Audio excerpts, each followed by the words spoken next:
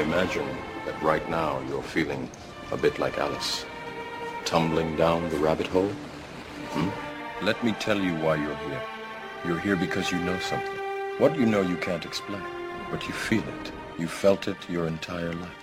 That there's something wrong with the world. You don't know what it is, but it's there, like a splinter in your mind, driving you mad.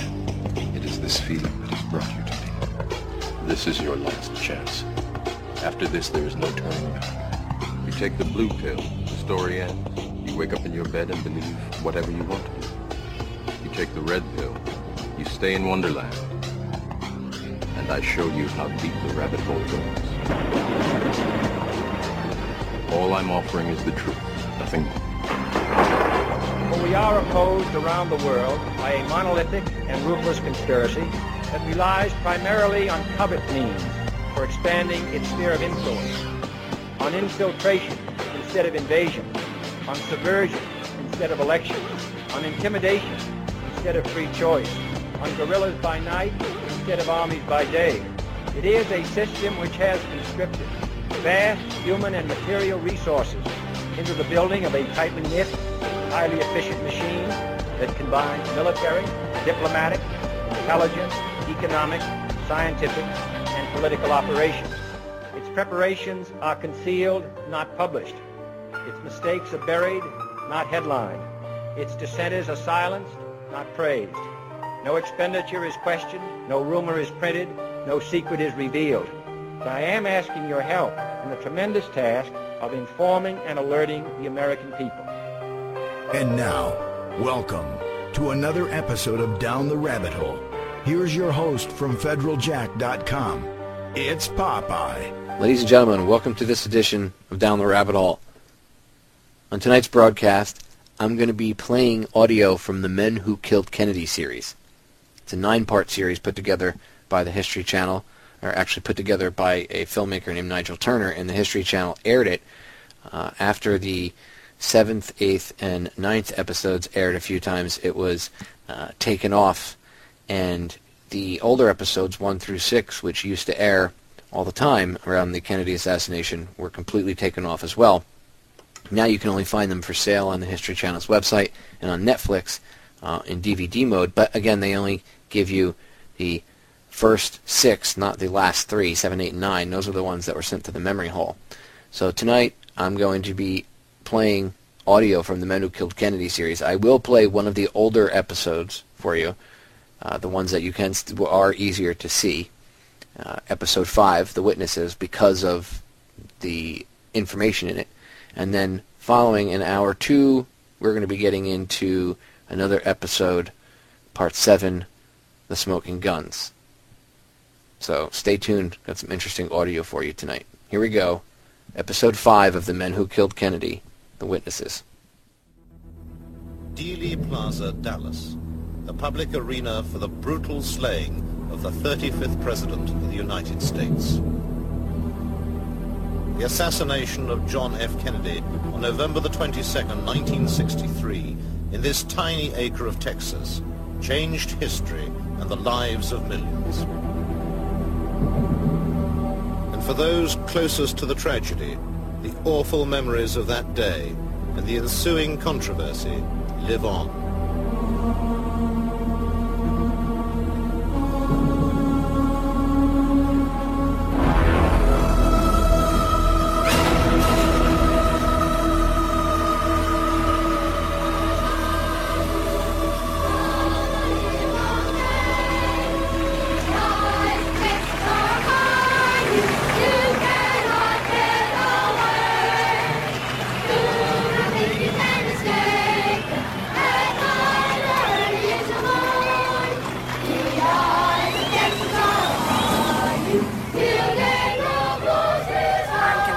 No one will ever convince me any differently that the shots came from the area of the picket fence on the grassy knoll. No one will ever convince me. I saw it. I believe that's where it came from. And the only way that I'm ever going to believe any different is when I stand before the judge on the judgment day and he tells me. But I know what I saw, and that's what I saw. Major Phil Willis, with his wife and daughter, was also in Dealey Plaza. He is certain that the fatal headshot came from the grassy knoll. Hell, I'll tell you, 90% of the people in Dallas, Texas, and probably the United States have heard all this over, have since decided that, as well as the second investigation held in the House of Representatives in Washington. And no one will ever convince me. I know damn well a shot that blew his head off came from the right front. And it always seemed to me that had the car speeded up, had there been better reaction on the part of the driver, they were only yards from what at least I perceived to be safety by getting on the expressway. But the car seemed to just, it didn't move. After that first shot, it just didn't move. And the thing that has, over the years, continued to rather haunt me about the whole situation was the feeling that, did that first shot miss, as I felt it had? If it did miss, had that car speeded up, would he be alive today? Even now, those eyewitnesses closest to the killing suffer their own haunting images from that dreadful day. The headshot, seeing his head blow up, I can see it just as plain. It's red, it's very brilliant, it's cone-shaped, going back. That's my impression. Sad, but true. I would agree with my mother. The headshot is so traumatic and permanently emblazoned in my mind that that and the sadness of the assassination, that'll be forever in my memory. Very sad, very traumatic. Went over on another knoll over the other side of Dealey Plaza and just lay down on the grass and vomited, and I was just sick. And then when we took my film out to Kodak out near Love Field and saw Air Force One taking off, and I listened to it on the radio, it was hard to believe it was true. And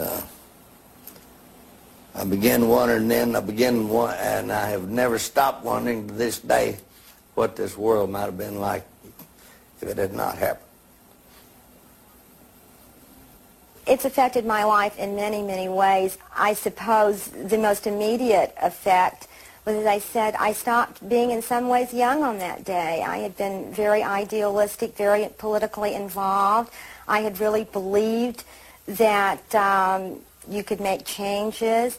I saw that it didn't really matter what you had or what you did. It could all be gone in an instant, no matter who you were or what you had to offer. It could be gone in a flash. And that's a pretty profound thing to learn at 23 years of age, that it can just end. And for reasons that you have absolutely no control over. So in a sense, I said that was the day that marked the end of my youth. And I remember one line that always struck with me at the time. It said, "The most profound of sin is tragedy unremembered." And I've never forgotten that line, and I feel almost a duty. I don't get on soapboxes and talk about it all the time, but when there is an occasion, and particularly within my own family context, I feel it's very important to remind people what happened, and that it can happen again, and that nothing in life is a guarantee. He wasn't just a president elected by some unknown party out there. He was elected by us, the citizens of the United States of America. He was my president, and I felt very personally violated. And then to see him assassinated that way, so graphically, was horrifying. My president. As the motorcade slowly passed the grassy knoll in Dealey Plaza, the shots rang out. And Kennedy was dead before his car reached the underpass.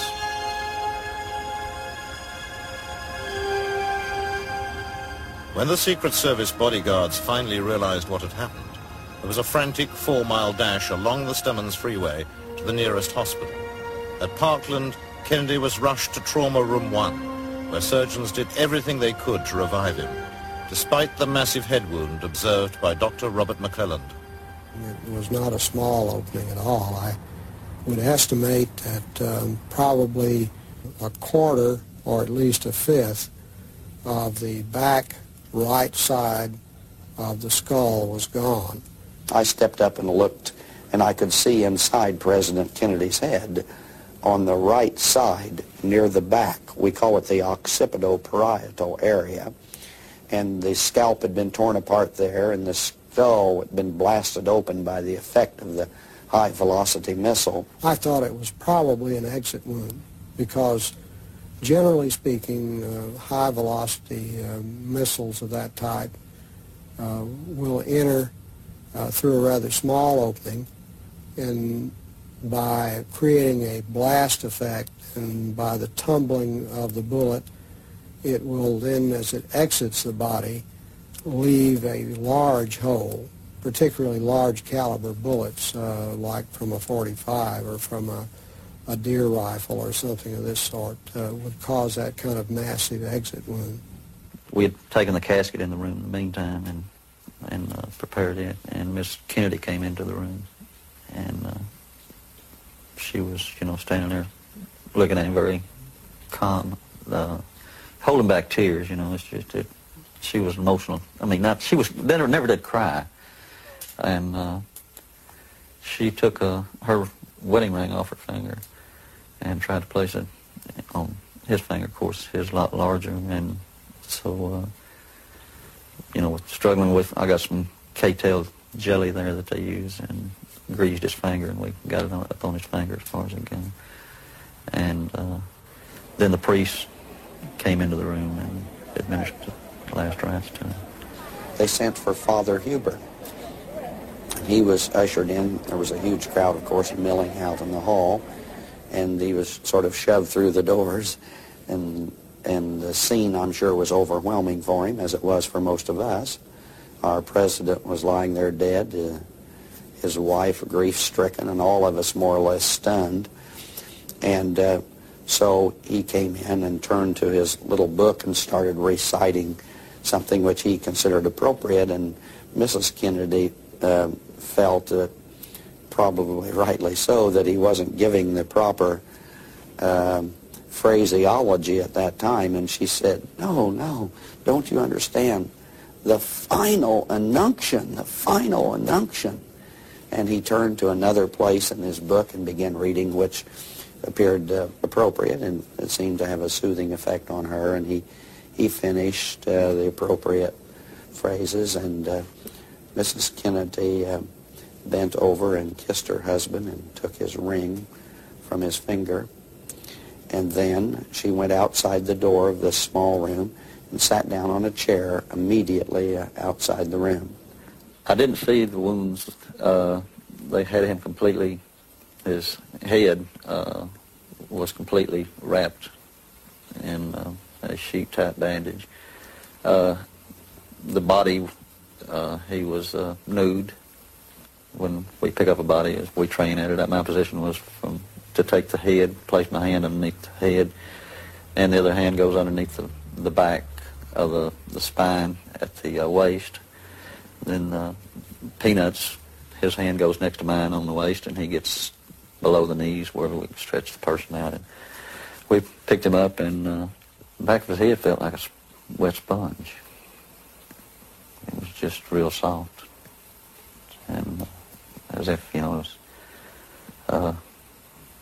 skull was, part of his skull was missing. It was just that soft. While the president lay dead at Parkland, another tragedy was unfolding a short distance from downtown, in the Oak Cliff district, where police officer J.D. Tippit had been gunned down by an unknown assailant. It came out over the radio that the suspect had gone into the Texas Theater. Well, we continued on into the Texas Theater, and Kenneth and I entered the theater, and about the time we entered, well, some more officers came in behind us, and there were also some officers around the back. While we were in the theater, probably 150 to 200 people had gathered out front of the theater, attracted there by all the noise. They had been told on television that the president had been shot. At this point, nobody knew whether he was dead or not. All these things happening this close together, they thought probably the suspect we had was maybe connected with the shooting of the president. And so we were hearing yells like, get him, let's kill him, let's take him. And we were all thinking, well, we just had to risk our lives and fight over a gun to get the man, and here we are, we may have to shoot somebody else to keep him. When Oswald was first brought into the homicide office, I heard this commotion, and I looked up and I saw him. He was handcuffed with his hands handcuffed behind his back. And at that time, he refused to tell me who he was. He said something to the effect, well, you're the cop, you figure it out. Later that day, Detective Rose led a search of the house in Irving, where Oswald's wife, Marina, lodged with her friend, Ruth Payne. 6 officers came to the door, and they said they had Oswald in custody for shooting an officer, no reference to the president, and they asked if they could come in. I asked if they had a warrant, and they said no, but we could get one right away, and they were obviously very tense and nervous, and I,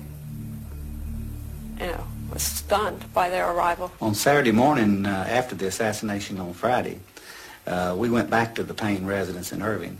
I had obtained a search warrant from Judge Joe Brown, Jr., and wanted to do a more thorough search than I had previously done of that residence.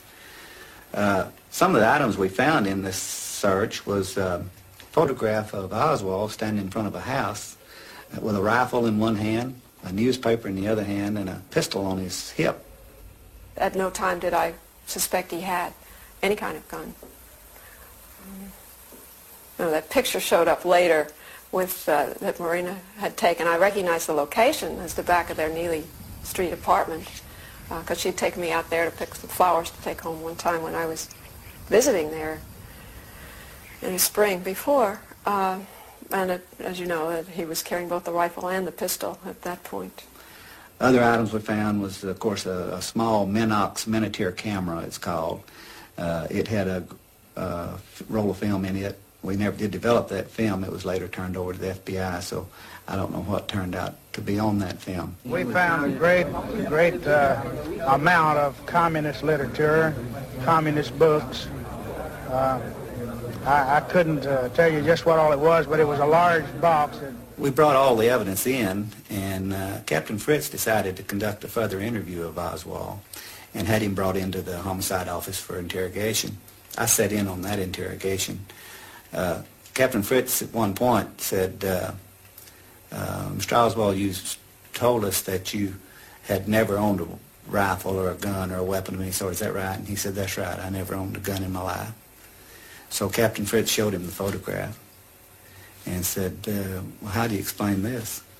He looked at it, and he got visibly mad. He seemed shaken, and he said, well, that's just simply my face superimposed on someone else's body there. That's all that is. Another senior detective sitting in on Oswald's high-level interrogations that weekend was Jim Lavelle. Mr. Kelly with the Secret Service, who was the head of the Secret Service out of Washington, had flown in, I guess it was the next day, perhaps on Saturday, asked him if he knew anybody named Alex Hidell. He answered no, and he asked him if he had ever used that name at any time, and he answered no.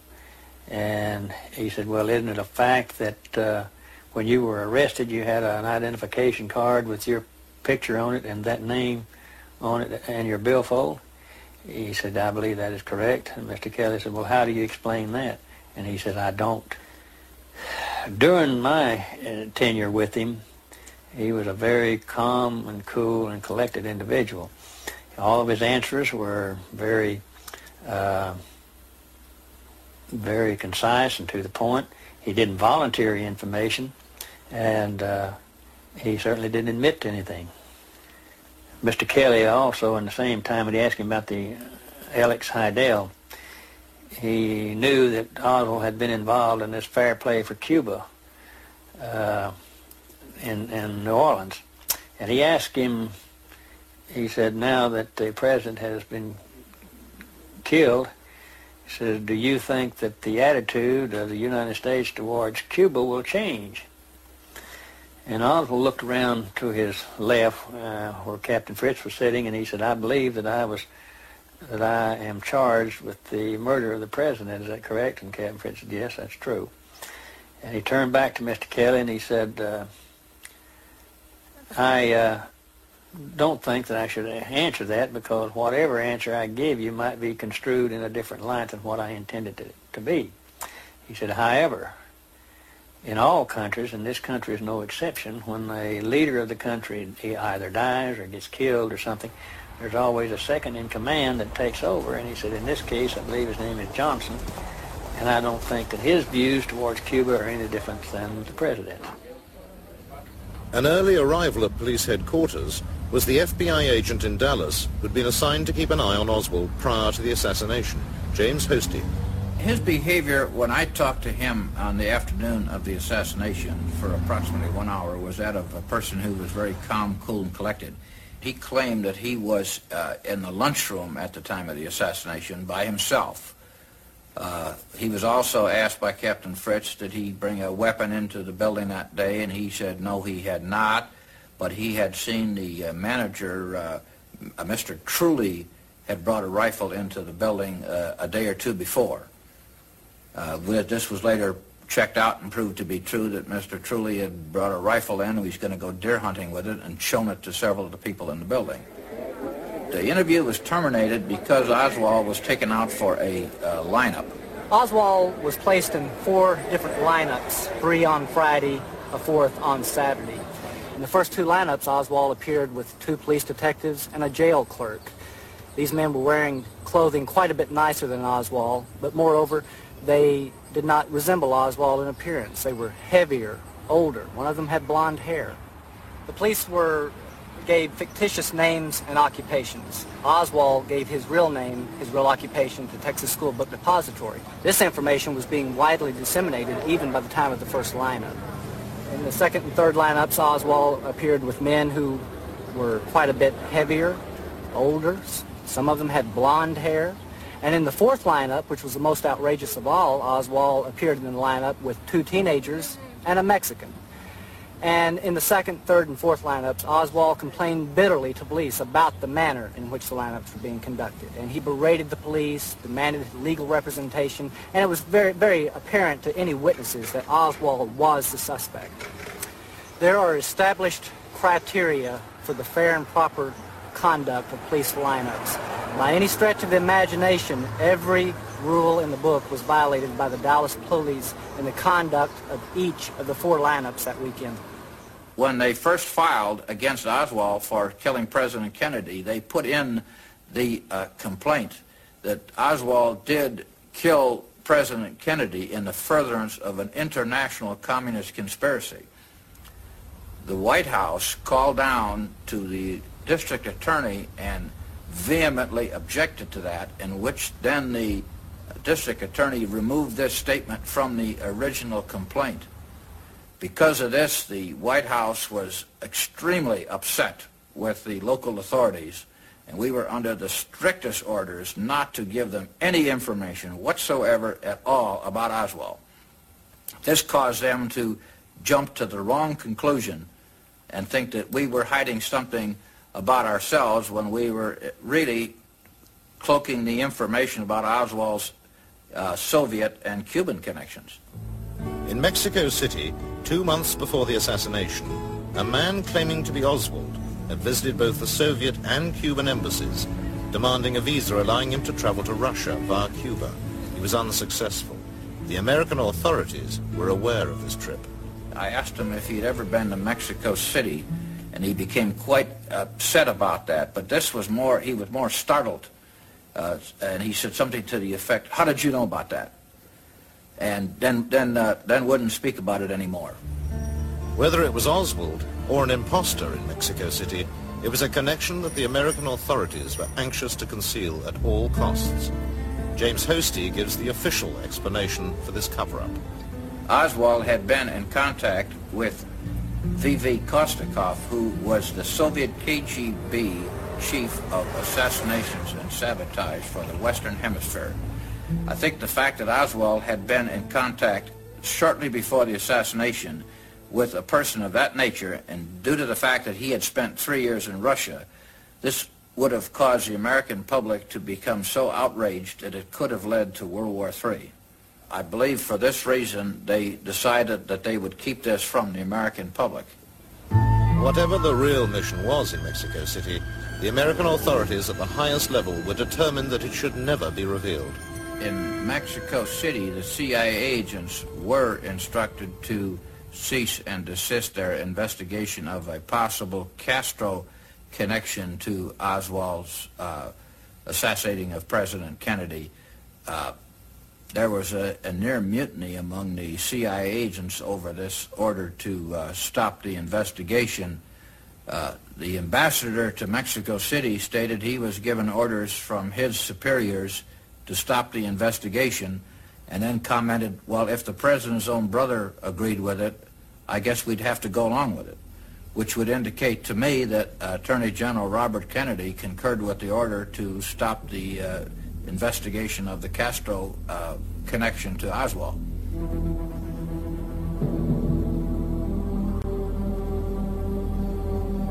In the holding cells of police headquarters in downtown Dallas, time was running out for Oswald.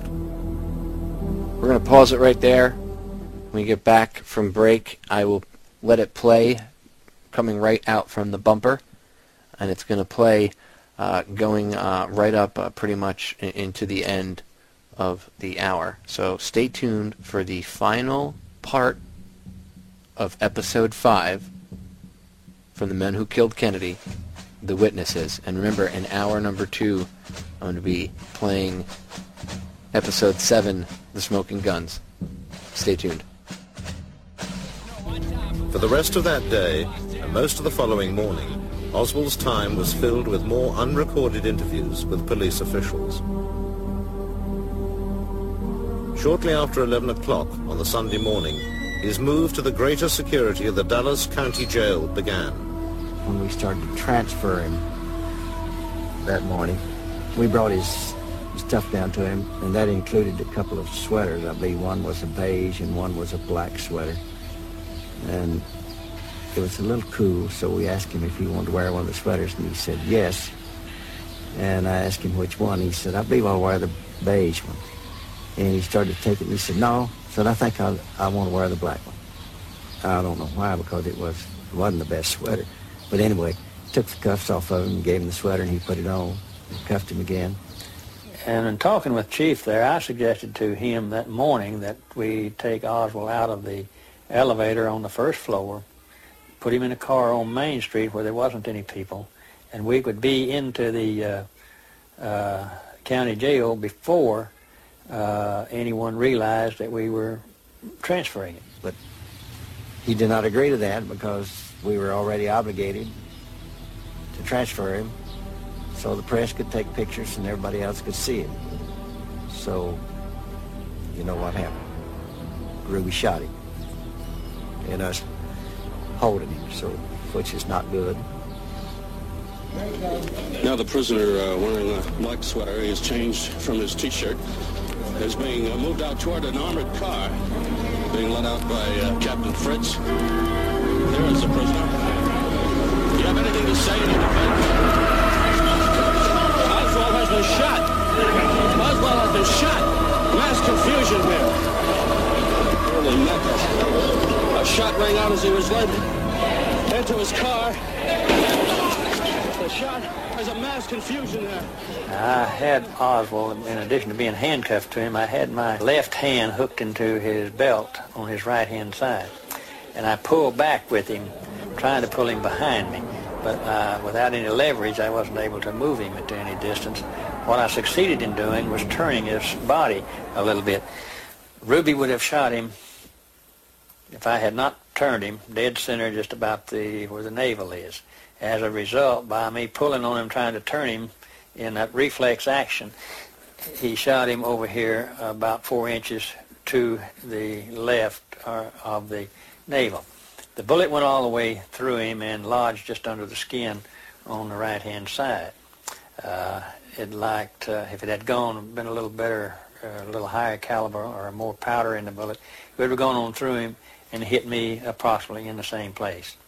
But it stopped just under the skin, and I could roll it around under the skin just like a seed in a grape. I stood beside Dr. Shires and watched the efforts to salvage Mr. Oswald. I remember that He was given pure oxygen because he was already unconscious, and little or no anesthesia. And when the abdomen was opened, one could hear the blood escaping from the aorta. And he received 18 pints of blood within the next few minutes in an effort to resuscitate him. And he did recover a blood pressure for a moment or two and began to move his arms. You may recall that the bullet had entered his left chest, had gone through the stomach, the spleen, had torn the superior mesenteric artery on the aorta, gone through the vena cava, passed through the upper pole of the right kidney, buried itself through the liver and into the skin of the abdominal wall on the opposite side. And at that time there were few, if any, survivors in America of a simultaneous injury to the aorta and vena cava, which was the major injury that Mr. Oswald sustained. I was probably about 20 to 25 feet from the point of the shooting, and I was looking in that direction. And when the shot was fired, it didn't really sound like a pistol shot. It was a muffled sound, but I knew that it was a shot. And my first thought was that probably some older officer that was ready to retire, that was probably, I figured, bereaved and grieved over the shooting of Tippit, that really that's what my first thought was, that it was some policeman that shot him. My first thought was that one of my fellow officers had shot Oswald. But as the crowd began hollering, the gun passed in front of my face, and I grabbed at it, but I missed it, and I kept hollering, "Somebody get that gun, somebody get that gun." And there was a voice came from this pile of humanity that said they had the gun. Then suddenly I ended up with Ruby. We drug him back into the jail office where we restrained him and began to get handcuffs on him. Chief Curry, along with Captain Fritz and other top administrators, had originally planned, it was my understanding, to transfer Oswald during the night. But outside political pressures coming from as far as Washington insisted that Oswald be shown that he hadn't been coerced into a confession, that he hadn't been beaten, and that the world exposure be granted on this subject. After all, he was an assassin accused in killing the President of the United States. Chief Curry did not have the final say as to when or how Oswald was transferred. It came from his superior, which was the city manager at that time. So, again, we knew better than to transfer him under those conditions, but we didn't have any choice. I was fairly certain in my mind when I saw Lee Oswald lying on the floor that he was going to die. And then I went to Parkland Hospital, and certainly he was dead. And that's when I met his wife, Marina, and his mother, Marguerite.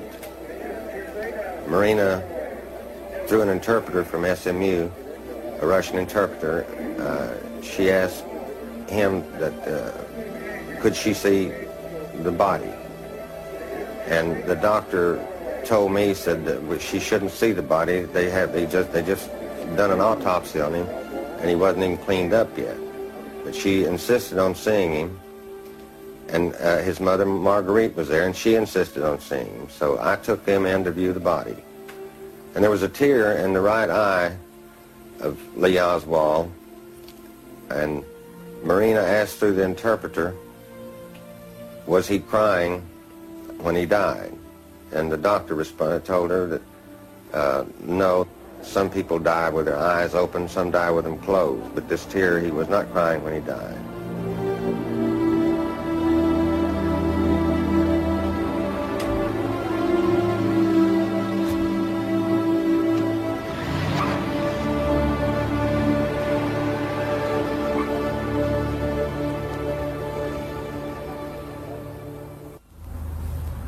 Paul O'Connor was a medical orderly who assisted at President Kennedy's autopsy on the night of the assassination. For many years he was prevented, under threat of court-martial, from talking about his frightening experience.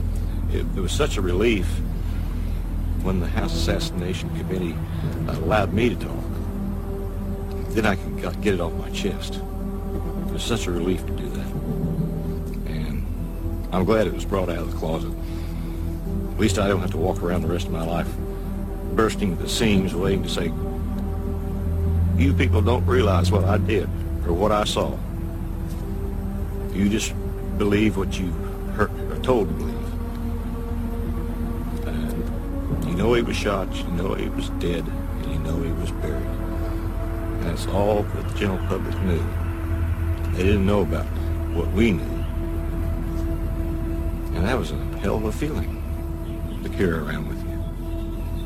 In speaking out about what he saw at the Washington autopsy, Paul O'Connor has exposed major discrepancies in the official account of the events of that night, and in particular, the president's wounds. In Dallas, minutes after the assassination, the doctors at Parkland Hospital, in addition to noting a large wound in the back of Kennedy's head, had also observed a small wound in his throat, as Dr. Robert McClelland explains. Dr. Perry told me as I was helping him do the tracheostomy that he had made the incision, which goes this direction across the neck, for placement of the tube in the windpipe through the little wound that had been in the front part of the neck, apparently about here, and as I understand, nicked the tie a little bit in coming through. And I estimate from what he told me that the size of that tiny little injury on the front part of the neck was perhaps the size of the end of my little finger, very small. What I would usually think about that kind of wound and what I thought about that one from his description of it was that it was most likely an entrance wound. Saw a picture of the throat wound. A nice little neat wound about like this is what they showed in the picture. When it actually was a great big nasty blown out wound. Just big mess. Why they would say this is what it looked like when it didn't is just beyond me. Because the rendition is just totally fabricated. But the official autopsy photographs are not the only dubious aspect of that night's activities. When somebody is shot and killed, they usually do what they call a legal post-mortem. And that involves plotting a trajectory of a missile, where it comes in and goes out, and what angle it was. And we didn't do any of that at all. They weren't really interested, it seems, on how it happened, where it happened from. Nobody had mentioned whether he had got shot in the front or the back or the side or what. I remember that Dr. Humes was just about ready to pull his hair out because he was a very meticulous person. And he'd start to do something, and Admiral Berkeley would say, "Don't do that," and he'd just tense all up, and we'd have to go to some other procedure. And I thought to myself, this is a very unbelievable, strange night. I felt like I was in some kind of a horror story that was real. But what really scared me was about several days later, after the autopsy, we were ordered into the commanding officer's office, all of us that had anything to do with the autopsy, where we signed orders that stated under penalty of general court-martial, you will not divulge any information or talk to anybody. That's what scared me. Dr. Cyril Wecht, a distinguished forensic pathologist and a fearless critic of the cover-up, believes the truth can still be established. I think it would still be possible, even today, to determine how, in fact, John Kennedy was killed, to be able to prove that there were two people firing. I would like to see a real murder investigation conducted. I would like to see FBI agents and other law enforcement people going to individuals who are involved in the chain of custody, find out where the brain is, find out where the Kodachromes of the interior chest wounds are, find out where the microscopic tissue slides are. I would like to see all of the evidence brought together and a thorough scientific analysis undertaken. I would also like to see repeat experiments done shooting a Mannlicher Carcano with 6.5 millimeter military-type ammunition through goat carcasses and human cadavers to simulate the bony fractures in Governor John Connally, and let's see what those bullets look like. Those things can be done. If they are done, then I am convinced that the Warren Commission report will crumble like a house of cards. And of course, the people on the other side, they're not stupid. They are also convinced that that is what would happen, and that is exactly why such a new investigation is not being undertaken.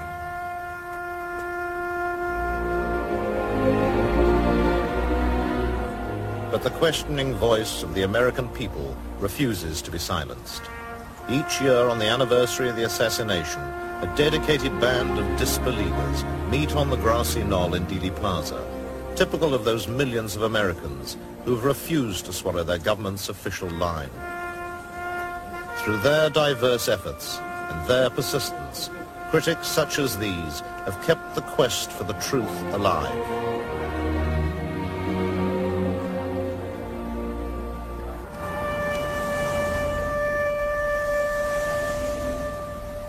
As with most people, I believed the Warren report at first. I think we all had to. We needed to know that there was no nameless they that got away with this, that it had been solved. But the more that was written, the more that we learned, the more questions there were. For every question that was answered, there were 10 more new ones that needed to be answered. And I felt that for my own sake, for all of our peace of mind, we needed to know more of what happened to President Kennedy. They didn't tell us the truth. It's a very valid criticism of the Warren Commission that it failed to follow up many, many important leads and witnesses that came to its attention. One of the best examples, I think, is the fake Secret Service man up on the grassy knoll and a Dallas police officer. Within a minute or two after the shooting, Officer Joe Marshall Smith ran up on the grassy knoll following the other witnesses. That's where they all went initially. And Joe Smith pulled his pistol when he spotted a man behind the picket fence up on the grassy knoll. And this was a man dressed in coat and tie. And this man, even looking right into Smith's revolver, said, "Hey, I'm Secret Service." And he pulled out some credentials that, to Officer Smith, indicated that this man was legitimate. Smith left him alone and went away, investigating other areas in the plaza. The important part is that the Secret Service at no time had any agents anywhere in Dealey Plaza, with the exception of the agents who were riding in the motorcade. So here's a guy passing himself off as a Secret Service agent to a Dallas police officer, and there was no Secret Service agent there. The Warren Commission either didn't know that or didn't want to know. They didn't even ask Officer Smith pertinent questions about that encounter. And to me, that's one of the great failings of the Warren Commission, and a typical example how important evidence was overlooked initially or lost at that time. There was some new evidence that came out in late 1976, evidence that I was responsible for, in that the researchers had long been aware of recordings of the Dallas Police Department's radio channels. The department was using 2 at that time. And some interference began just a couple minutes before the assassination occurred. And that interference continued for 5 minutes or so after the assassination. And it effectively blocked all police communications on their main channel. What wasn't known was which officer was responsible for it. My thinking was that if the officer were in or very close to Dealey Plaza, his open microphone may have picked up the sound of the shots. From that theory sprang an investigation by the House Assassinations Committee, and after some digging they found what they thought were the original recordings. They had the scientists analyze the recordings and decided that after some tests and then firing some test shots in Dealey Plaza and recording those, that there were 4 shots fired during the assassination, perhaps as many as 6. And that, of course, proved conspiracy. For 2 years, through political turmoil, the House Committee flourished. It investigated areas that needed to be investigated, some that we hadn't thought of before. Others, unfortunately, were overlooked. And as a result, after the dust cleared, we were given a report. The report said, yes, there was a conspiracy, but a very limited conspiracy. There were at least 2 people firing at President Kennedy. Much of the evidence leading toward involvement of government investigative agencies, perhaps in the actual murder, perhaps just in the cover-up, were all pretty much glossed over. Some recommendations were made to the Justice Department. They were never followed through. During the House Assassinations Committee hearings, the FBI and CIA admitted that they had withheld evidence, that they had obstructed justice. Not a single person was ever put to task for this. They were just allowed to go, and that's the way it remains till this day. We can't know the truth unless we have subpoena power and people that want to know the truth. If they don't want to know the truth, whether because they don't believe in it or because they feel it's politically advantageous to themselves not to investigate it, then we'll never know the truth. But how can this country go on after a quarter of a century of this cover-up? How can we build on that? We're building on a lie. We've got to know the truth. The House Select Committee on Assassinations concluded, primarily on the acoustics evidence, but not exclusively, that there were 2 people firing shots in Dealey Plaza. And they decided, based on the scientific evidence that took a period of some 9 to 10 months to analyze fully, that shots number 1, number 2, and number 4 all came from the Texas School Book Depository building. But shot number 3 did come from the grassy knoll to the president's right front. Therefore, it's inescapable. Conspiracy because there were at least 2 shooters. So all this means that according to the United States government, there are now 2 official conclusions as to what happened. The Warren Commission says there was 1 shooter and 3 shots. The House Assassinations Committee says 2 shooters, a total of 4 shots. There's a conspiracy or there isn't. That's where we're stuck, and we have been since 1978. Given the nature of the president's most powerful enemies at that time, and who had the most to gain from the assassination, my feeling is that there are 4 groups that are suspect. The more militarily oriented of the anti-Castro Cubans, the people who felt betrayed by President Kennedy after the Bay of Pigs, the mob, who wanted the gaming rights back in Havana. They were losing millions of dollars every day since Castro closed the casinos. The ultra-right wing, who hated President Kennedy for virtually everything he stood for. And the ultra-right wing hawks within the CIA, the ones who had been fired, or people related to those politically, who had been fired by President Kennedy after the Bay of Pigs. They all had a common goal. They wanted the president out of the way. They wanted Cuba clear of Castro and the communist threat in the Western Hemisphere. They had the most to gain. They had the motive, the opportunity, and the means to kill President Kennedy. If that is the cake, then the icing on the cake is the president's decision to withdraw the troops from Vietnam. That was the CIA's war. They wanted it, they wanted to promote it, they wanted to push it. The people who I think had most to gain, as they saw it, were the military-industrial intelligence complex. It's a myth that the intelligence agents don't make policy. They make it all the time. They always say they're carrying out policy, and sometimes they are. The people who had most to gain were those who didn't want the peace in the world that John Kennedy had tried to turn the world toward when he and Khrushchev worked out the solution to the Cuban Missile Crisis. The people who didn't want John Kennedy to be president were those who were making incredible fortunes from war production. Had Kennedy lived, I think we'd have had no Vietnam War, with all of its traumatic and divisive influences in America. I think we would have escaped that. I think the world would have escaped the 50,000 odd Americans dead and 300,000 more wounded and over 500,000 more hooked on dangerous drugs and tropical diseases. The divisiveness of that war that so many of the people thought unjustified and unnecessary and it shouldn't have been there. It split this country widely, and many of those things have lingered on since. Kennedy made a speech at American University in June of the year before he died, and he said, we live in one world, we got to breathe in the same air, and we got to live together, we're going to die together. He was very disturbed by our involvement in Vietnam, which he inherited. And there came a time when he called his generals in and spoke to them, and after he spoke to them, the Pentagon issued a small statement saying that we have re-evaluated our involvement in Vietnam and find that we can begin to withdraw our men. The plan was to begin by withdrawing 1,000 a month. 17,000 were to be withdrawn by the time of the election, which was a year later. One plane load reached the United States when John Kennedy was killed. 3 days after the assassination, the body wasn't yet in the ground.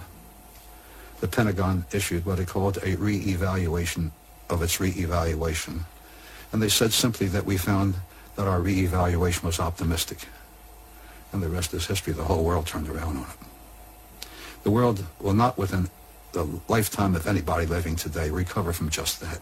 Kennedy represented the voice of hope, a voice of opportunity, a voice for the future, uplift. People could hardly stand on their feet. They'd jump up and down when he came along the street.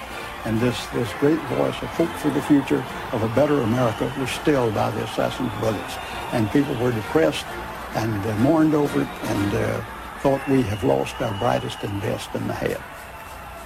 The most important effect once the Warren Report came out was disenchantment and disillusionment, especially of that college generation. I can't tell you how many collegiate audiences reflected this. All people of all ages reflected it on the radio talk shows, which spent a lot of time on this. So people lost their faith in the government. And the government earned that loss of faith. And I think perhaps the second is more important, that when the government justifies the loss of faith, it really is a deep subversion. The strongest ally the cover-up has had has been the American media, both because they are unable or unwilling to accept the conspiracy or the fact of the conspiracy, or because they know better and are serving their masters well. One of the two. None of the things that the critics brought to light were treated responsibly by any responsible element of the press. If it hadn't been for the kookiest of all, the radio talk shows, we critics would not have been able to reach the people we did, and they were very important. The Washington Post resisted it, the New York Times resisted it, the major TV networks resisted it, unless you had something nutty, unless you had something dramatic, unless you had something they knew wasn't true. But substantial criticism never had a voice. And that's what the working of a democratic society requires. Most of all, when it's a crime of the magnitude of the subversiveness of this one, the assassination of a president. If the press would just open their eyes, if the media would accept the fact of the conspiracy, instead of just arbitrarily disbelieving, we'd have some allies. A handful of critics and researchers in this case have gotten remarkably far on their own. But if the press would just be honest about it and question and do their job, we could learn a lot more. The fact of the assassination conspiracy is beyond doubt. Only the scope is in question. I'm a first-generation American. I'm the first member of my family born at least since the time of Christ. I can't go back to Adam. And freedom. None of my predecessors ever had it. And I've been a writer, an investigative reporter, a Senate investigator, an intelligence analyst. And the older I get, the more convinced I become that despite all its failings, we have the best system of self-government man has yet perfected. And it's got so many failings. But for the system to work, those who are responsible for seeing to it that it works have to see to it that it works. In this case, didn't happen. They subverted it instead. The assassination nullified our system, and the investigation nullified our system. My investigation has been different than that of others who are known as critics, because mine is a study of how the institutions of our society worked at the time of Great Crisis and since then. And obviously, the conclusion's obvious. They all failed. All, on all levels. Ladies and gentlemen, that was episode 5 of The Men Who Killed Kennedy, The Witnesses. Hour 1 up, hour number 2 coming up. Stay tuned for episode number 7, The Smoking Guns. We will be right back. Ladies and gentlemen, welcome back to hour number 2 here on tonight's edition of Down the Rabbit Hole. I am your host, Popeye from FederalJack.com. Picking up in hour number 2, we're going to be airing the audio of episode 7 of The Men Who Killed Kennedy, one of the 3 episodes that was memory hold. Episode number 7 of the Men Who Killed Kennedy series, The Smoking Guns. It features Professor Jim Fetzer, who's been a guest on the broadcast numerous times. It features Vince Palomera, the Secret Service expert, who's been on the broadcast numerous times. So after you hear it, if you have never heard it before or seen it, and I urge you to go watch the video as well, try to find it on YouTube. I have links to it up on Federal Jack in the Truth Movie section. And I also have it, if you go to the downloadable archive section, I have it free for download in the JFK archive. You can just download it and watch it whenever. But episode 7 of The Men Who Killed Kennedy, The Smoking Guns. Here we go. It was one of the most traumatic events in American history. The murder of John F. Kennedy, the 35th President of the United States, on the streets of Dallas on November 22nd, 1963. If the presidency of the United States is being decided by bullets fired from rifles rather than ballots cast by citizens, we have indeed been taken over by a whole new form of government. A growing majority of Americans refuse to accept the official version of events, that a lone assassin murdered their president. Those of us who want the truth, want to really learn what happened here, keep asking these questions, because it tells a lot about ourselves, about our values, and ultimately the direction of our country. New information about Kennedy's murder continues to emerge, confirming that the truth has been withheld from the American people. We're very lucky that there at least are people who individually have now convinced the vast majority against the mainstream media that the Warren Commission got it wrong.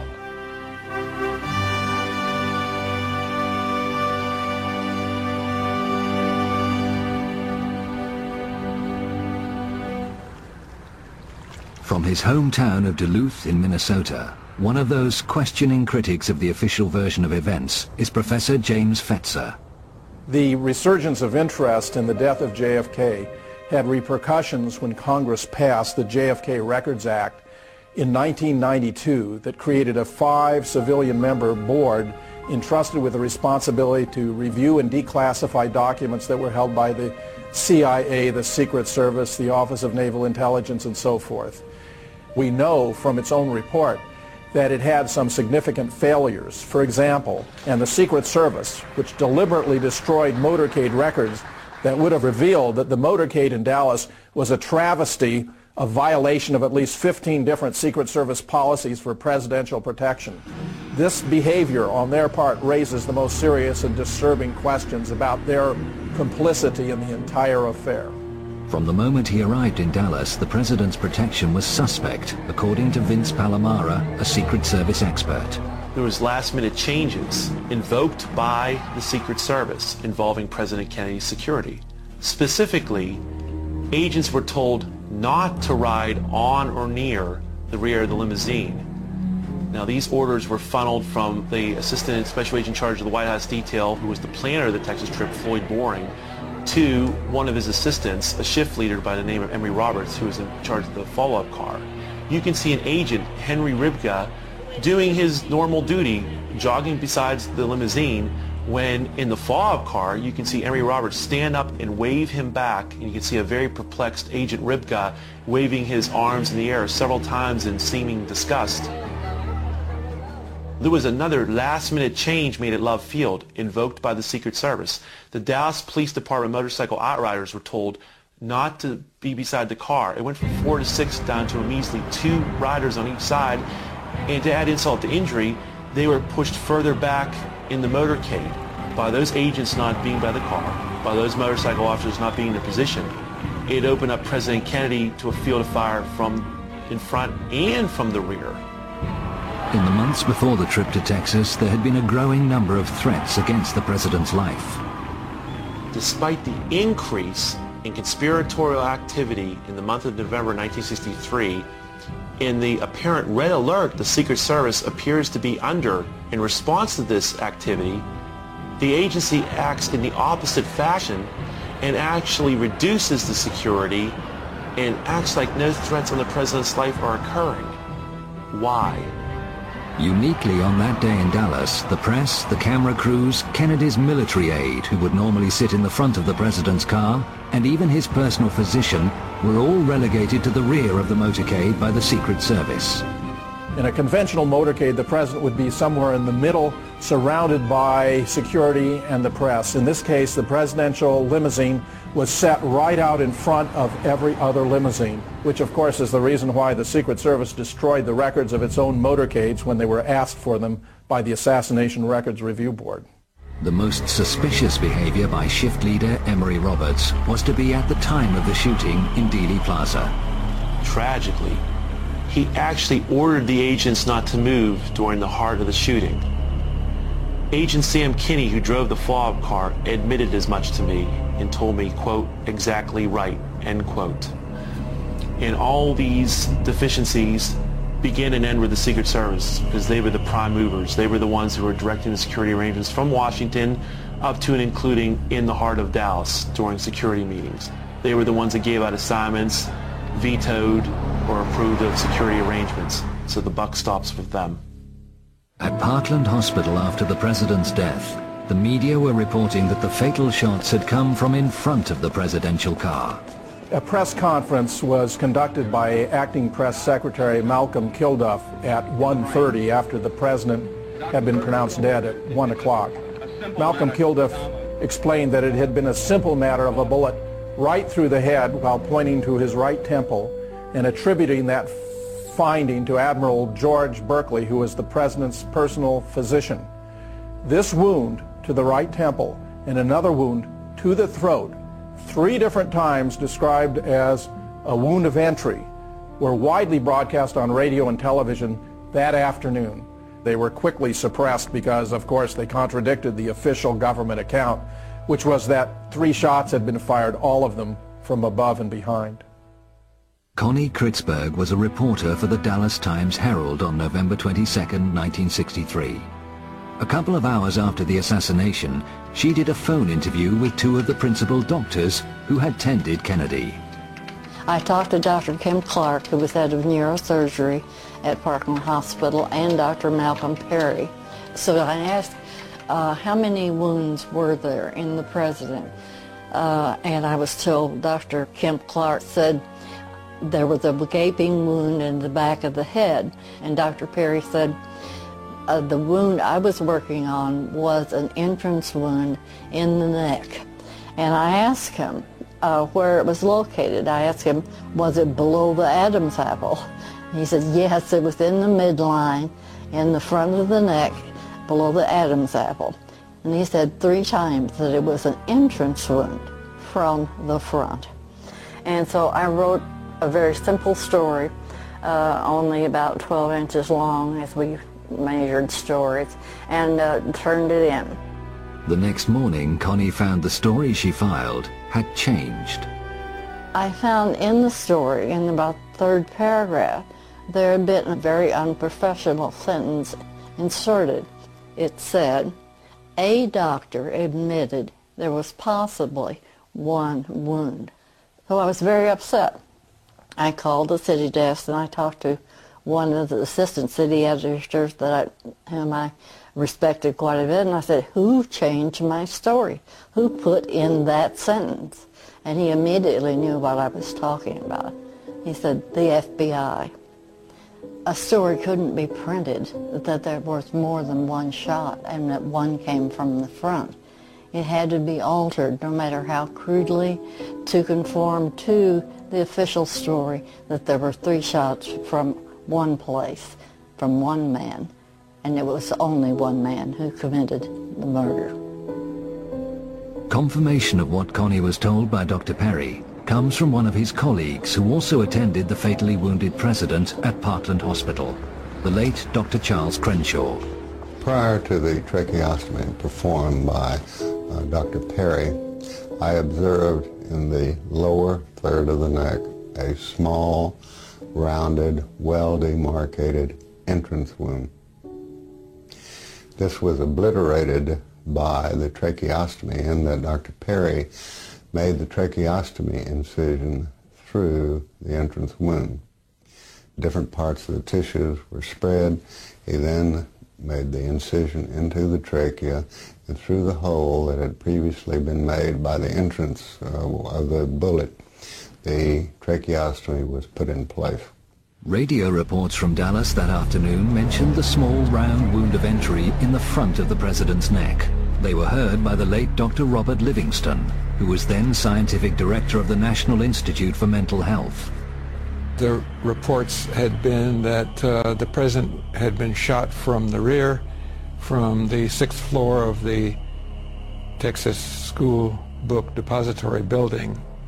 And the evidence at hand from the Parkland Hospital doctors of a small, neat wound in the neck was contradictory to that, or at least complementary to that, in the sense that it required that there be a shot from in front, so that if he were shot from the rear, he was also being shot at the same time from in front. So I wanted to tell whoever was going to do the autopsy about that, and so I telephoned Bethesda Naval Hospital. The officer of the day I knew, and he put me quickly through to Dr. James Humes, who was going to head the autopsy team. He was very cordial, and we had a good conversation, brief. He had not heard about the neck wound. I told him that it was important because it was a wound of entrance, and I told him that it should be explored completely for its track and to find any bullet or fragments of bullets that would remain, and particularly emphasized that it had to be a frontal wound since there was no tearing of the tissues. He left the telephone momentarily and came back and said, "Dr. Livingston, I'm sorry I can't continue this conversation. The FBI won't let me." Humes later claimed he only learnt about that bullet wound after the autopsy from one of the Dallas doctors. He never examined it. I'm absolutely certain about that telephone call. I'm sure that Dr. Humes got a clear impression from me about the neck wound representing a wound of entrance. Further corroboration of a shot fired from in front of Kennedy's car came from the late Dr. Evalia Glanges in her only filmed interview. She was no stranger to guns. I've been handling a gun since I was a child. Couldn't even hold the gun. I had to put it on the fence in order to shoot it. Paul! On the morning of November the 22nd, 1963, I was a second-year medical student at Southwestern Medical University in Dallas, Texas. We ran around the side of the building to the emergency room exit, and the presidential limousine was there. Had been standing there for some time just watching the back of the emergency room when I realized that there was a bullet hole in the windshield. Talked to my friend next to me and said, "Look, there's a bullet hole in the windshield," and pointed it out to them. At the time, I did not know any of the details of the shooting. I was quite shocked when I looked up and saw the bullet hole, but it was very clear. It was a through and through bullet hole through the windshield of the car from the front to the back. I don't believe there's even any cracks associated with that bullet hole. It seemed like a high velocity bullet that had penetrated from front to back in that glass pane. At which point a security officer of some type raced forward and jumped in the limousine and drove it off even as I was leaning against it to an area back of us somewhere. And that was the last time I saw the limousine. The Secret Service made certain no authority in Dallas had an opportunity to examine the bullet damage to Kennedy's car. The Secret Service also usurped Dallas authority and removed the Kennedy limousine from Parkland Hospital and flew that limousine back to Washington, D.C. For over a decade, researcher Doug Weldon, a professor of criminal justice and an attorney, has studied Kennedy's limousine and what happened to it in the hours after the assassination. Just as the president's body in an autopsy could have given us many answers, a thorough study of that limousine at that time without evidence being tampered with would also have given us many important answers as to what really happened. But on arrival in Washington, damage to the limousine was noted. Charles Taylor Jr., the Secret Service agent who had accompanied Samuel Kinney in driving the vehicle to the White House garage from Andrews Air Force Base, noted in his report that of particular significance, just left to center of the windshield was a small hole from which it appeared that bullet fragments had been removed.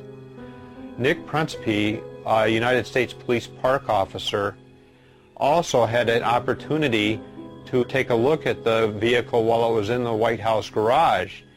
He noted that there was a small hole in the windshield, and based upon his many years of experience as a police officer, he noted that that hole had been caused by a bullet.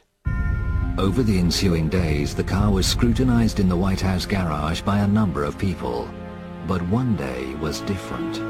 If one examines the White House garage logs, it is very interesting that in the late evening of November 24th, 1963, and the entire day of November 25th, 1963, not one person is listed as having come in to the White House garage to have any contact with the limousine.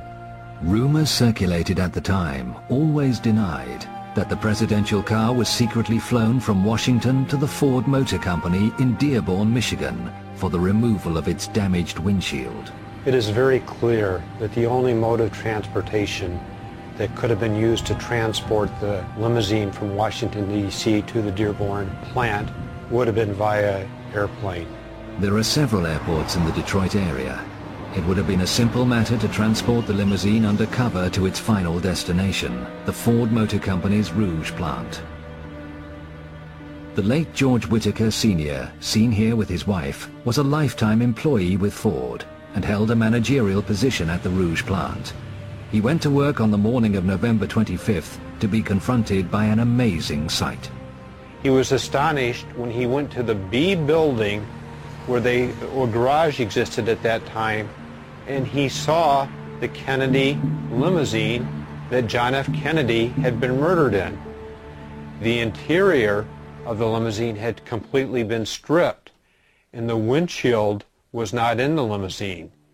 He went to the glass lab where he was in charge of laminating glass, and the glass lab door was locked. He knocked on the door, and it was open, and two of his subordinates were in there with the windshield that had been removed from the vehicle. They were under orders to take that windshield and use it as a template in making a new windshield. But what fascinated him, and which he discussed with his family and no one else until he spoke with me, was that he saw a hole in the windshield. It was a good, clean bullet hole right straight through in the front. Right. This had a clean, round hole in the front and fragmentized in the front of that.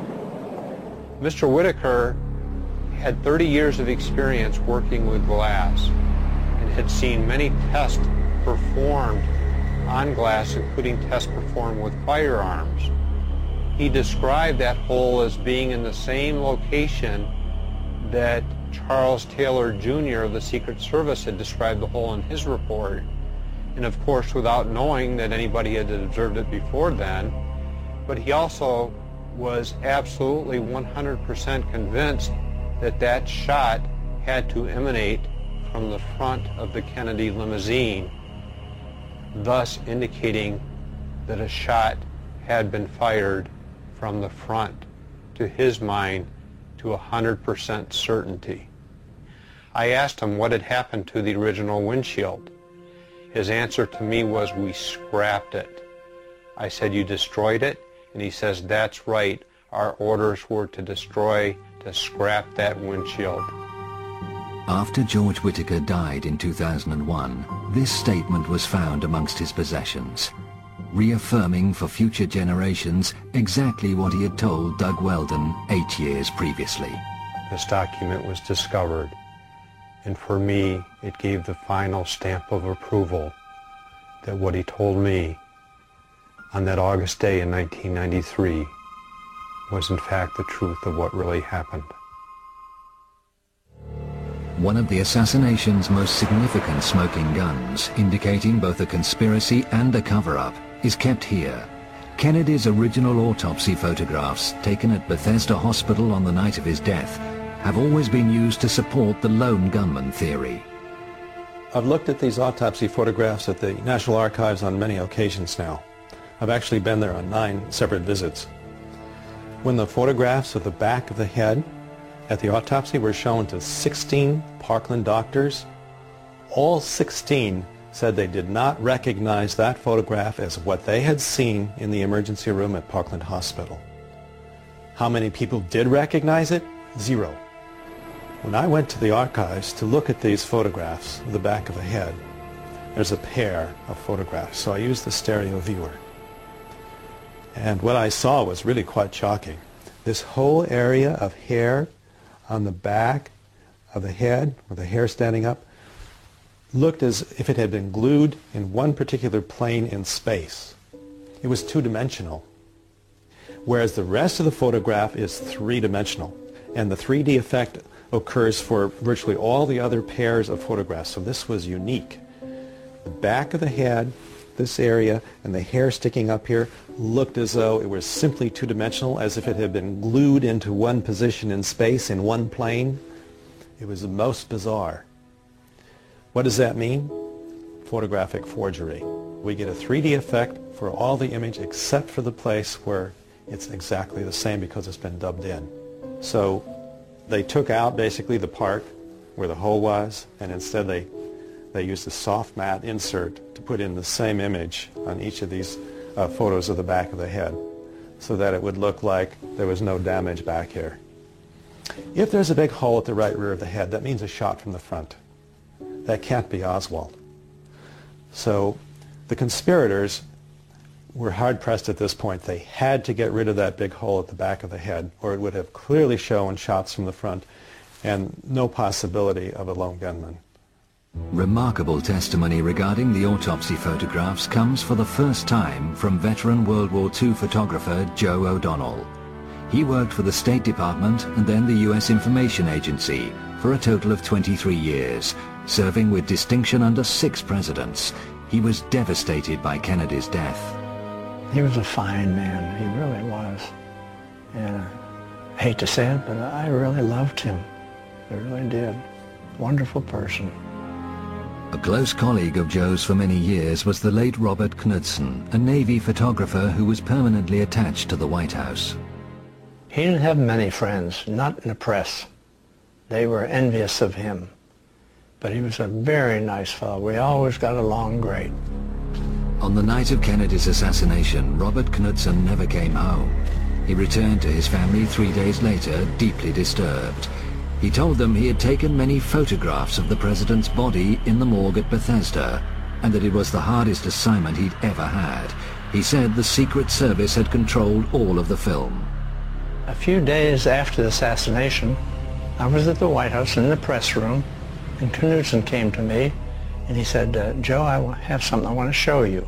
So I went back to his sort of a workroom, and he pulled out an envelope and showed me about 12 pictures, 5 by 7, and had all these pictures of the president on his stomach and on his back, and could see the hole here, about 3/8 of an inch, and the back of his head above the line, big hole about the size of a grapefruit. And then a couple days later, maybe a day later, he said, Joe, have a minute? And I said, sure. He said, I want to show you something. Those pictures I showed you the other day, these are the same ones, but a little different. And I said, what do you mean? He said, let me show you. He got the first one out, and I said, no hole. He said, no, they covered it up. And I looked in the back. The hole was neatly covered up. And I said, who did that? He said, well, I didn't do it. I said, well, I'm not saying you did, but I'm surprised. There is no record of Robert Knudsen attending Kennedy's autopsy, yet he had photographs in his possession that had clearly been altered to disguise a shot from the front. These photographs were always in the control of the Secret Service. So whoever changed this, whoever modified it, either had to be in the government or had to have the approval of the government to do this. We certainly can't imagine the Mafia, for example, doing this, or the Soviets. There's just no way. It had to be someone with government approval. The government continues to be haunted by the discrepancy between the wounds the autopsy photographs show and what the Dallas doctors actually saw. Stay tuned, ladies and gentlemen. We are going to break. So I'm going to pause it right there. When we get back, I will pick it up coming right out of the bumper music with the rest of Episode 7 of The Men Who Killed Kennedy, The Smoking Guns. Stay tuned. Ladies and gentlemen, we are back. Let's get right back into it. Episode 7 of The Men Who Killed Kennedy, The Smoking Guns. One of the assassination's most significant smoking guns, indicating both a conspiracy and a cover-up, is kept here. Kennedy's original autopsy photographs, taken at Bethesda Hospital on the night of his death, have always been used to support the lone gunman theory. I've looked at these autopsy photographs at the National Archives on many occasions now. I've actually been there on 9 separate visits. When the photographs of the back of the head at the autopsy were shown to 16 Parkland doctors, all 16 said they did not recognize that photograph as what they had seen in the emergency room at Parkland Hospital. How many people did recognize it? 0. When I went to the archives to look at these photographs of the back of the head, there's a pair of photographs, so I used the stereo viewer. And what I saw was really quite shocking. This whole area of hair on the back of the head, with the hair standing up, looked as if it had been glued in one particular plane in space. It was two-dimensional, whereas the rest of the photograph is three-dimensional.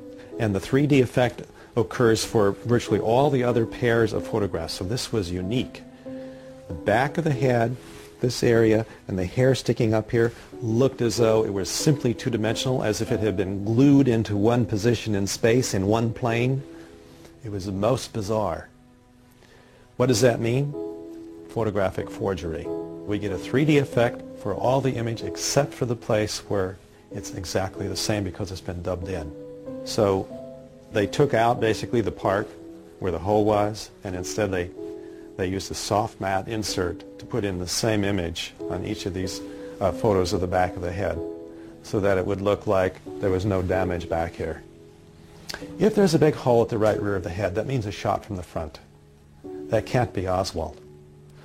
So the conspirators were hard-pressed at this point. They had to get rid of that big hole at the back of the head, or it would have clearly shown shots from the front and no possibility of a lone gunman. Remarkable testimony regarding the autopsy photographs comes for the first time from veteran World War II photographer Joe O'Donnell. He worked for the State Department and then the U.S. Information Agency for a total of 23 years, serving with distinction under 6 presidents. He was devastated by Kennedy's death. He was a fine man, he really was. And I hate to say it, but I really loved him. I really did. Wonderful person.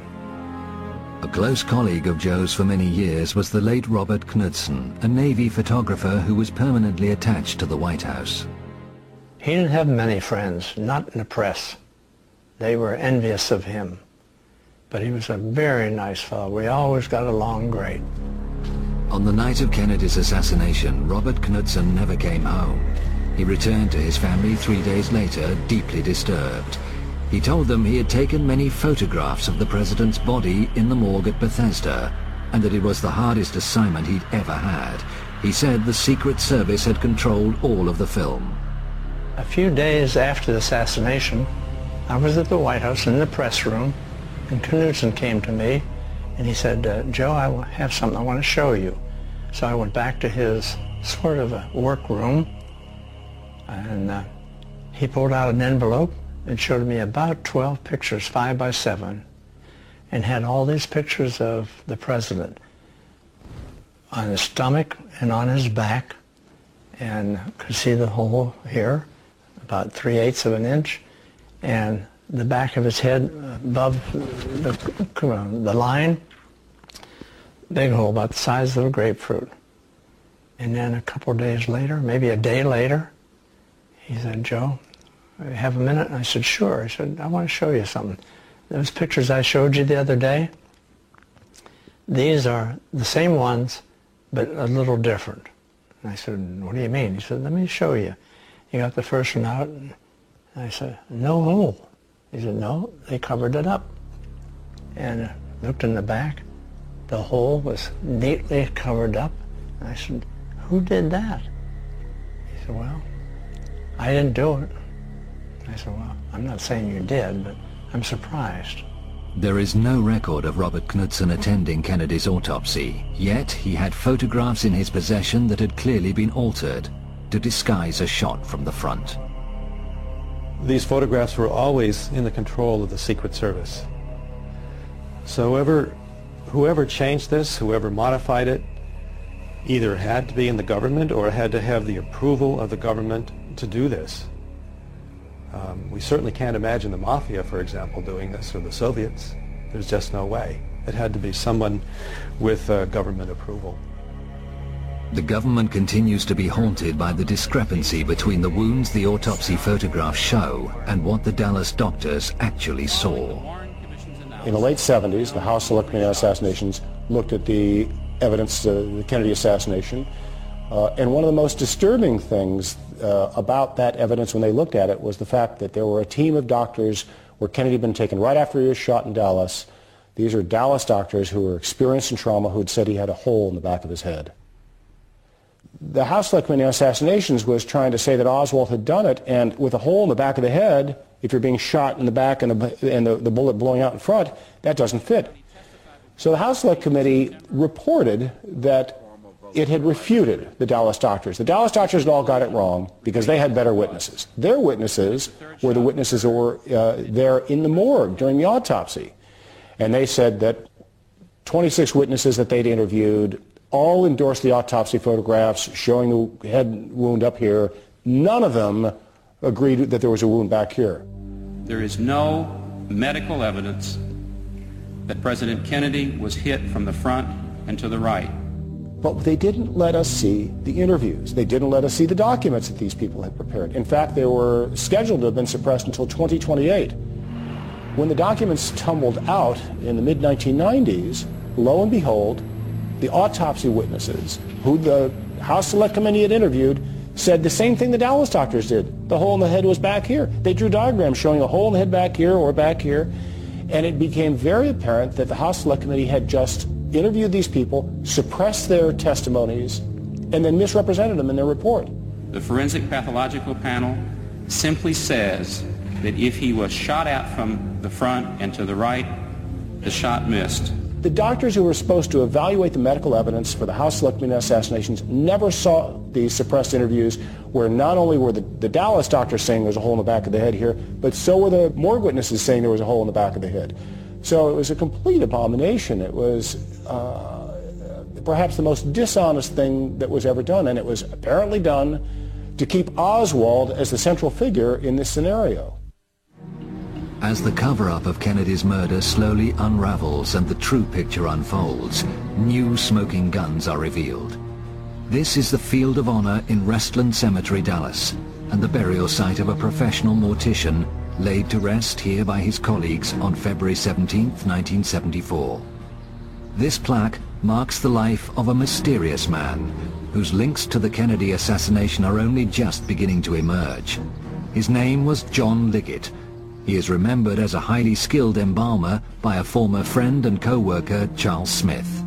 If he'd have to build a lip or a nose or build an eye orbit or an ear, he may work all night long doing the reconstructive work on someone that had been maybe shot in the face or an automobile accident. He was the best. He would tell you he was the best. And when he finished it, he wanted the family to tell him he was the best. Popular with his colleagues, he also had a secret life. There'd be days when John would call and say, I need to miss tonight, or I'm not going to be there. Or this happened quite a bit, that we didn't know where John was, and I don't know that management knew where he was. He would just call in and say, I need off. Never discussed where he was, and we didn't ask. A lot of fellow workers would wonder, why can he be gone 2 or 3 weeks and come right back in so easy? And we felt like if we were gone for 2 or 3 weeks, so there's no use in coming back.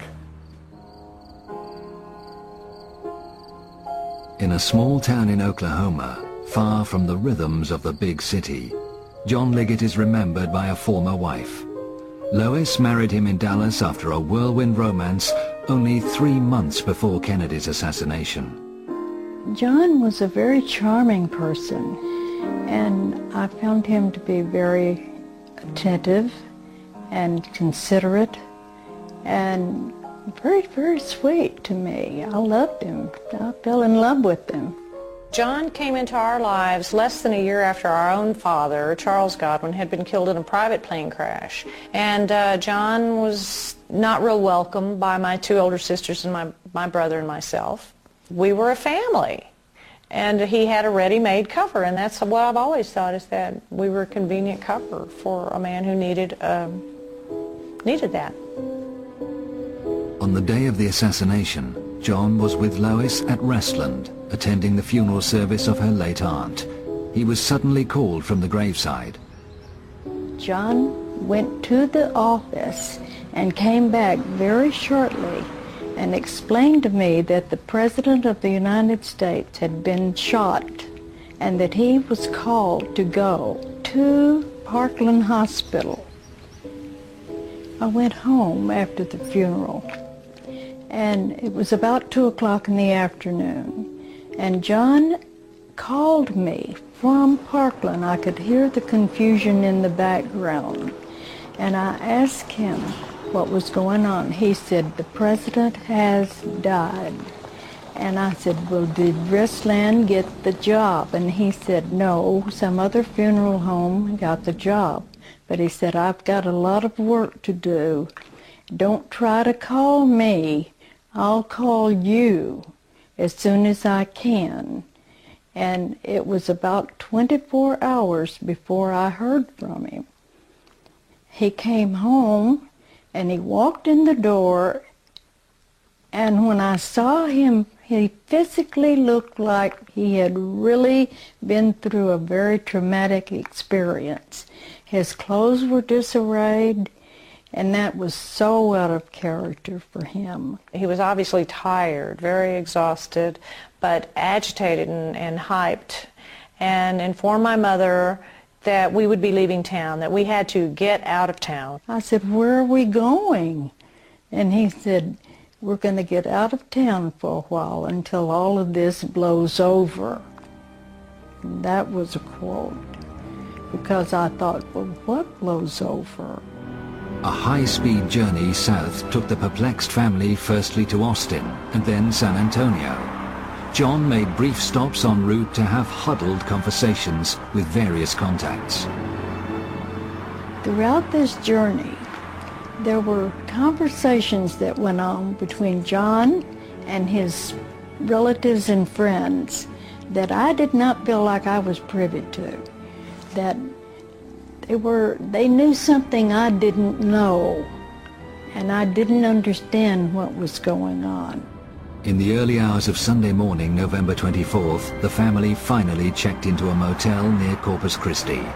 John had a further meeting, this time with his elder brother, Malcolm.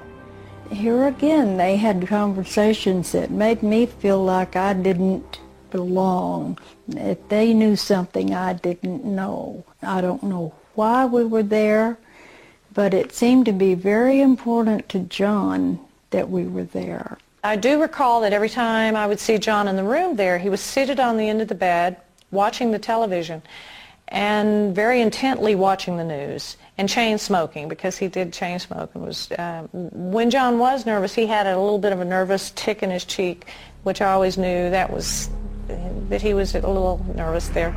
That's when he saw Oswald killed by Jack Ruby. He's been shot. He's been shot. Lee Oswald has been shot. The minute he saw that, he looked at me and said, everything's okay now, and you could just see his face. He was like all the pressure had been taken off of him. All of a sudden he was like, sigh of relief, let's go, we can go home now. It was basically, pack your things, come on, we're leaving, now we can go. We went back to Dallas, and everything went back to normal as everything could be under those conditions of the president's death. But their lifestyle changed. After the assassination, John seemed to come into a lot of money. The family moved into a luxury home, and Liggett became a big-time gambler, hosting some of the wildest poker parties in Dallas. The whole lifestyle, from the moment John Kennedy was shot, was just one chaotic thing after another. Either the police were involved in something he was doing, or his gambling was involved in something he was doing. It was just way over my head. The company he kept, the people, the pressure, it was just more than I could take. There was an occasion that my sister, Benny, and my mother both recall of a visit from one of John's rather eccentric friends from New Orleans. And he was a rather freakish character, and my sister claims that we made merciless fun of him, the kids, my brother, my sisters, because he was rather odd with the painted-on eyebrows and the wig. He was a rather freakish man. John said to us that this was a friend of his from the Civil Air Patrol, that they had been in Civil Air Patrol together. And we believe this was David Ferrie. David Ferrie was a prime suspect in the 1967 Garrison investigation into Kennedy's assassination.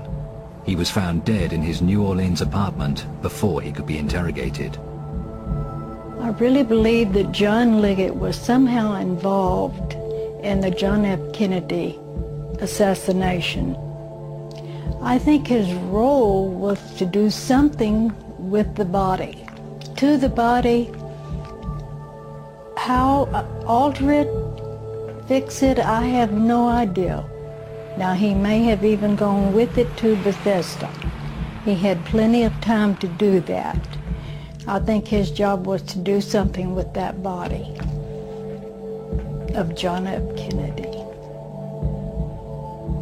Liggett's lifestyle led Lois to divorce him in 1966. They both remarried but remained close. In 1974, out of the blue, Liggett was arrested for attempted murder. This Dallas home was the scene of a vicious crime. Dorothy Peck, a friend of John Liggett's, suffered horrendous injuries and was left for dead, but survived to identify Liggett as her assailant. The police were swiftly linking him with other brutal killings in the Dallas area. He was imprisoned in the county jail, but the police were not allowed to interrogate him. John had been held on remand for almost a year when his brother Malcolm insisted on meeting Lois in a park in Austin. He was very secretive about this meeting, and he wanted to walk. He wouldn't talk to me in my car, and he told me at that time not to have any further contact with John, that it would be in my best interest not to. In fact, he said, if you care anything at all about your children or yourself, you will not see him or correspond with him anymore. And I think that Malcolm felt that if I talked to John, John would tell me something that either Malcolm or someone Malcolm knows didn't want John to tell me. And I really believed that. I was so frightened by this action that I moved to Lubbock, Texas. And a few weeks later, I had a phone call from a friend there who told me that John had been shot in the back and was dead. On the morning of February the 14th, 1975, Liggett was being transferred with other prisoners from the courthouse in downtown Dallas to the nearby county jail. The police vehicle had entered the garage when Liggett, using a hidden key, slipped out of his handcuffs and made a bid for freedom. A single shot in the back, fired by a sheriff's deputy, killed him instantly. I feel like Malcolm knew that there was something that was going to happen. I feel that he knew more than he was saying to me. And it frightened me, for myself and for my children. But the mysteries do not end with Liggett's death. In 1992, Deborah, for the first time, met Leona, John's wife at the time he died. Although reluctant to talk, Leona recounted a visit to Restland to view Liggett's body prior to burial. She came out from East Texas to Dallas, and she was shocked and surprised because to her, this was not John. It wasn't John there. She said that the person that was in the casket that she was shown had a mustache, and this to her was also an indication this was not John, and I too would have to think not, because John never, as long as I'd known him for the many, many years, could even grow a mustache. I did get the distinct impression that Leona was very nervous, even at that time in 1992, to speak with me about the details of John's death and her suspicions that it was not John that was buried there, and probably rightly so. I think I would be very nervous to know that as well, and I think I am. John's brother Malcolm handled the funeral that took place 3 days after the shooting. John's former colleague Charles Smith was there. There's no doubt the person that we handled the funeral for, the person that we embalmed, the person that I helped dress and we put in the casket and handled the funeral service for, that was John Melvin Liggett. That was a John Liggett that we knew for several years prior to this incident happening. But the story does not end there. After his divorce from Lois, John worked in Las Vegas for 3 years as a dealer.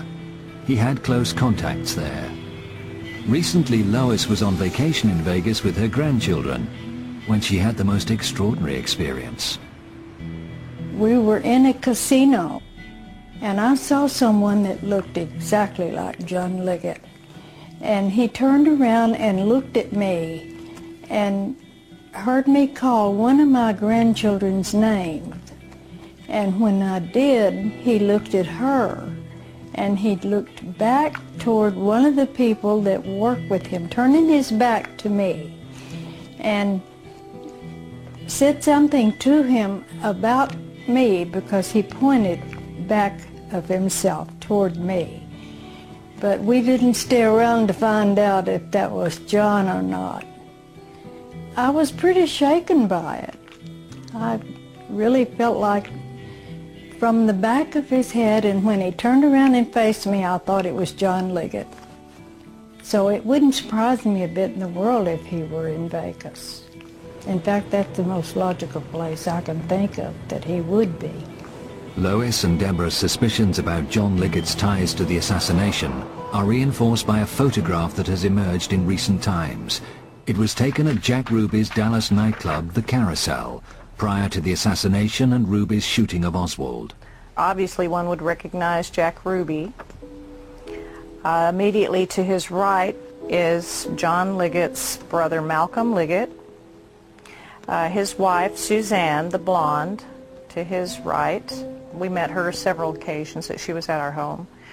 The last I recall seeing Malcolm Liggett was at my mother's residence in Dallas, and this was at the time that John was still in jail in Dallas. The woman with the dark hair and the black dress in the center of the photograph is Iris Campbell. Not at the time of this photograph, but years later my mother met Iris when they were living in West Texas out in Lubbock. My mother was a member of the Episcopal Church, St. Paul's there in Lubbock, and Iris came in one day and had expressed an interest in becoming an Episcopalian and joining the church. And she and my mother became very dear friends, and later also became my daughter's godmother. For a few years there, she was in and out, in close contact with my mother, came and visited frequently, and then disappeared, basically just disappeared. And I've not seen Iris Campbell, and neither has my mother, for many, many years. She just kind of faded out. Prior to seeing this photograph, I was unaware of any connection between the people that I do know and Jack Ruby. And it does put them in context then as acquaintances of Jack Ruby's. I really think that maybe John had something to do with government business. I really believe his death had something to do with the John F. Kennedy connection. What exactly, I don't know, but I believe it. Much may still remain obscure, and many questions wait an answer. But as more and more courageous Americans speak out, the smoke begins to clear, revealing the hidden truth that lies behind the assassination of President John F. Kennedy. And there you have it, ladies and gentlemen, Episode 7 of The Men Who Killed Kennedy, The Smoking Guns. Very important audio for, I think, all of you to hear. And every year around the Kennedy assassination, I play it for the listeners. It's very important for you all to hear it. And every year, somebody emails me and tells me, wow, man, I never even knew that existed. You can go find it on YouTube. Again, go to the download archives on Federal Jack and look for the JFK section there, the JFK downloadable archive section. Click on it. It'll open up the download page, and you can download away, including all 9 episodes of The Men Who Killed Kennedy. Ladies and gentlemen, do your research, and don't forget that light is at the end of the tunnel. We will make it there. I love you all. Stay tuned tomorrow night for another JFK broadcast. I'm out.